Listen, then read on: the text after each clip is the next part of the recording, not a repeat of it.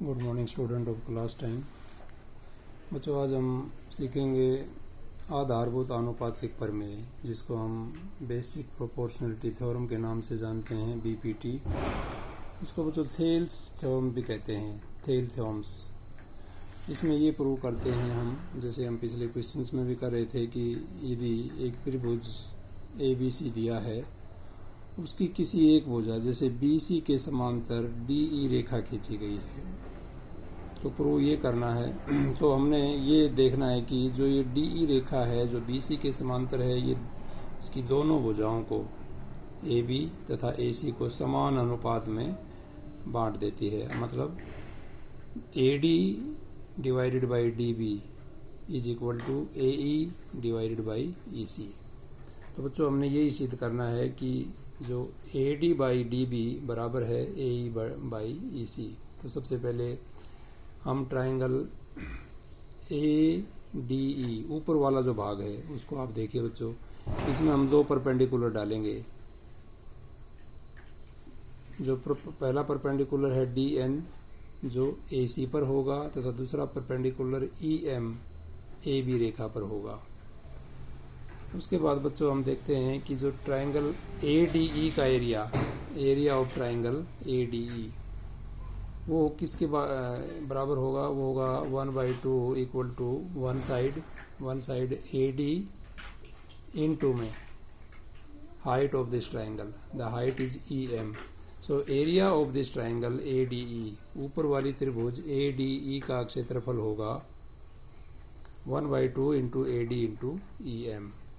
और फिर हम नीचे का जो पार्ट देखिए बच्चों, ट्राइंगल BDE, इसका जो क्षेत्रफल है, ये एक विषम बाहु त्रिभुज है। इसमें बेसिकली हम देखते हैं कि एक तरह से ये कहनी कि अतिकोण त्रिभुज है ये।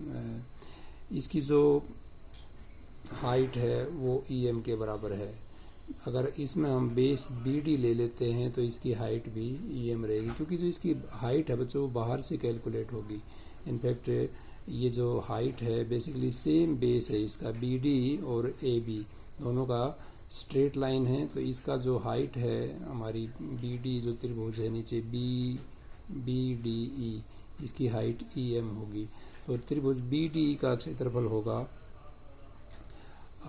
Area of triangle BD is equal to 1/2 into BD into EM, यानी कि आधार 1/2 गुणा में आधार गुणा में ऊंचाई हो जाएगी इसकी EM। उसी प्रकार बच्चों हमने दो त्रिभुज का क्षेत्रफल निकाल लिया, एक बार ADE और दूसरा है area of triangle BDE। Area of triangle BDE हो जाएगा 1/2 गुणा में BD गुणा में EM। फिर हम दोबारा क्या करते हैं, फिर से एरिया ऑफ ट्राइंगल ADM ऐसे भी ज्ञात कर सकते हैं। देखिए, जब पहली बार हमने इसका आधार AD लिया था, अब हम इसका आधार AE लेंगे। तो 1/2 गुणा में AE गुणा में यहाँ पर इसका लंब हो जाएगा DN। तो बच्चों, दूसरी अवस्था में ये भी हो जाएगा कि त्रिभुज ADE का क्षेत्रफल होगा, वो होगा 1/2 इंटू AE इंटू DN। तो उसके बाद हम जो इसके नीचे दूसरा पार्ट है ट्राइंगल DEC देखेंगे बच्चों, ये वाला। तो इसमें हम देखेंगे जो इसका बेस है वो EC है, और यहाँ पर इसकी हाइट हो जाएगी बच्चों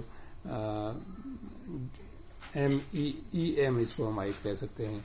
तो यहाँ पर DEC का जो इसकी जो हाइट यहाँ से DN होगी। तो area of triangle DEC will be 1/2 into EC into DN, क्योंकि EC जो यहाँ पर बेस है आपका और DN ये इसकी हाइट है। बेसिकली ये हाइट इस ट्राइंगल की जो ऑप्टिमम हाइट है। तो हम गुणा कर देंगे 1/2 इंटू EC इंटू DN। उसके बाद बच्चों हम क्या करते हैं कि दोनों बार इसको डिवाइड कर देंगे। एक तो एरिया ऑफ जो हमने पहले निकाला triangle, area of triangle ADE हमारा ये हो गया, divide by area of triangle BDE। इसको आपस में डिवाइड कर दिया हमने, एरिया ऑफ ट्राइंगल ADE तथा area of triangle BDE। ADE का फार्मूला हमें पता है 1/2 इंटू AD इंटू EM, और एरिया ऑफ ट्राइंगल DEC जो हमने लिखा है 1/2 इंटू BD इंटू EM। जो यहाँ EM से EM कैंसिल, 1/2 से 1/2 कैंसिल, तो हमारा इक्वेशन बन जाता है AD by BD। Clear? This is equation number 1। Similarly हम बच्चों फिर से डिवाइड कर देंगे area of triangle A D E, जो हमने इस साइड इस त्रिभुज डी ई सी का एरिया से हम डिवाइड कर देंगे। तो एरिया ऑफ त्रिभुज ए डी ई भाग में divided by area of triangle D E C. तो इसको हमने यहाँ लिखा है area of triangle A D E divided by area of triangle D C E. A D E का triangle A D E triangle का एरिया बच्चों ये हमने जब साइड इसको आधार ए ई लिया था तो 1/2 into A E into D N, ये बोला 1/2 into A E into D N divided by area of triangle D E C नीचे वाला। तो वो हो जाएगा हमारा 1/2 इंटू बेस ई सी है और इसकी जो हाइट है वो है डी एन। तो 1/2 into base E C into D N. तो डी एन से डी एन कैंसिल, 1/2 से 1/2 cancel, A E divided by E C. This is हमारा इक्वेशन नंबर 2। बच्चों दो समीकरण हमारे सामने हैं। एक तो ये है कि area of triangle A D E divided by B D E, यानी कि ये जो ऊपर वाला कंपोजिट ट्राइंगल है हाफ ए डी ई, इसको हमने दो अलग अलग ट्राइंगल से भाग किया है। एक तो बी डी ई से बी डी ई, और दोबारा फिर इस area of triangle A D E को हमने भाग दिया है area of triangle D E C से। तो बच्चों ये देखिए हमारा area of triangle A D E divided by B D E, जहाँ पर इनकी हमने वैल्यू पुट की तो हमारा इक्वेशन बना हमारा आंसर हुआ A D by D B, equation 1। फिर से हमने again area of triangle A D E को डिवाइड किया area of triangle D E C से, तो यहाँ पर हमारा आंसर हुआ ए ई बाई ई सी, इक्वेशन 2। तो बेसिकली ट्राइंगल ए डी ई दो अलग अलग ट्राइंगल से डिवाइड हो रही है। एक बार ट्राइंगल बी डी ई से, जो ये वाली ट्राइंगल है, और बच्चों एक बार ए डी डिवाइड हो रही है ट्राइंगल डी ई सी से। तो हम ये देख रहे हैं कि दोनों के जो हमारे आंसर्स निकल के आते हैं वो है A D by D B और ए ई बाई ई सी। अब किसी तरह से ये दोनों इक्वल हो जाएं तो बेसिकली हमारा प्रोपोर्शन है जो थ्योरम है वो प्रूव हो जाएगी। अब ये दोनों तभी इक्वल होंगे जब जो डिवीजर हैं इनके, डिवाइड करने वाले ट्राइंगल हैं ये D B C, D B E तथा डी ई सी, इन दोनों का एरिया इक्वल होना चाहिए।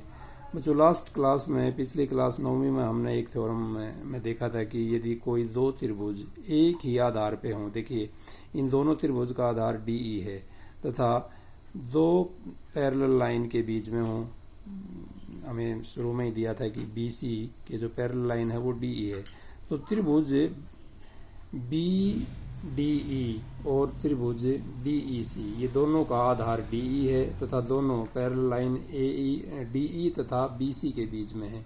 इसलिए area of triangle B D E, जो इस त्रिभुज का क्षेत्रफल बी डी ई बराबर होगा area of triangle D E C. ये हमें हमारे इक्वेशन नंबर 3 में हमें दिया है कि area of triangle B D E is equal to area of triangle D E C, because both are on same base T E and between same parallel line D E and B C. तो इसका मतलब ये हुआ कि बच्चों हमने ए D E को दोनों जो दो त्रिभुज से डिवाइड किया है, बेसिकली दोनों का क्षेत्रफल सेम है। तो हम ये कह सकते हैं कि जो A D by D B है वो इक्वल हो जाएगा ए ई बाई ई सी के, यानी A D by D B, ये देखिए हमारी जो इस ए बी रेखा है इसको दो भागों में बांटा था डी ने, A D divided by D B will be equal to A E divided by E C, यानी कि ए ई डिवाइडेड बाई ई सी। जो ई बिंदु है बेसिकली ए सी को भी सेम प्रोपोर्शन में डिवाइड कर रहा है जो डी बिंदु ए बी को करता है। बेसिकली ये हम कह सकते हैं कि जो लाइन डी ई जो बी सी के समांतर है, इस डी ई रेखा ने त्रिभुज की दो अन्य भुजाओं ए बी तथा ए सी को दो समान अनुपात में बांट दिया।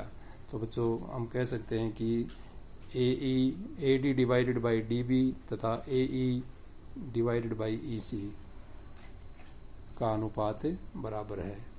Thank you student, I hope you understand, और जो भी डाउट है then you can clarify it later. Thank you.